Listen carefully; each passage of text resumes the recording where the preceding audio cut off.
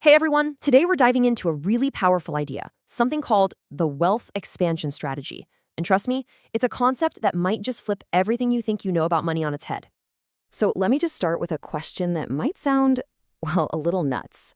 Is your budget actually making you poor? I know, that sounds like it goes against every piece of financial advice you've ever heard. But just stick with me here, because where we end up might really surprise you. To even begin to answer that, we have to talk about something called the frugality myth.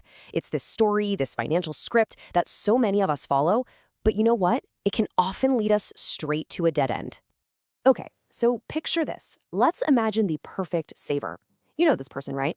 They follow all the conventional advice to a T. Every single penny is tracked. Their budget spreadsheets are, frankly, a work of art. Their entire day is basically a masterclass in financial defense. They skip every single one of those $5 coffees. They're brown bagging lunch every single day. They spend hours hunting for discount codes. They say no to pretty much any small luxury. Basically, they have become absolute masters of not losing money. All right, so here's the twist in the story. After years and years of all this sacrifice, all this meticulous saving, they're not wealthy, not even close. So what gives? What went wrong? That question right there is the heart of the entire problem. Well, the reason our perfect saver is stuck is because they've fallen into something called the scarcity trap. Let's break down what that actually is. So the scarcity trap, it's this obsessive laser focus on cutting costs. It's a mindset where 99% of your mental energy goes into saving the pennies. And when you're so focused on the pennies, it literally blinds you to the massive opportunities to go out and earn dollars. It feels like you're being super responsible, but in reality, it's just incredibly limiting. And here's the fundamental flaw in that whole approach. Think about it for a second. There is a hard limit to how much you can save, right? You can only cut your expenses down to zero. That's the floor. But your potential to earn, well, that doesn't really have a ceiling. It's pretty much limitless.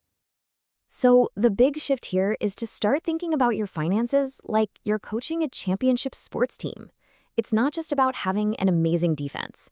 You absolutely need a powerful offense if you ever want to win the game. So let's really look at this financial playbook. On one side, you've got defense. That's your saving, your budgeting. It comes from that scarcity mindset. And the goal is simple. Don't lose money. Then on the other side, you've got offense. This is all about growth. It's about building skills, increasing your income, and it comes from an expansion mindset. The goal here is to actively make more money. And look, a great defense is totally essential, but it can't win the championship by itself. It just can't.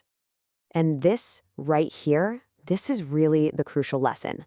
You can be the absolute best budgeter on the planet, a world champion saver.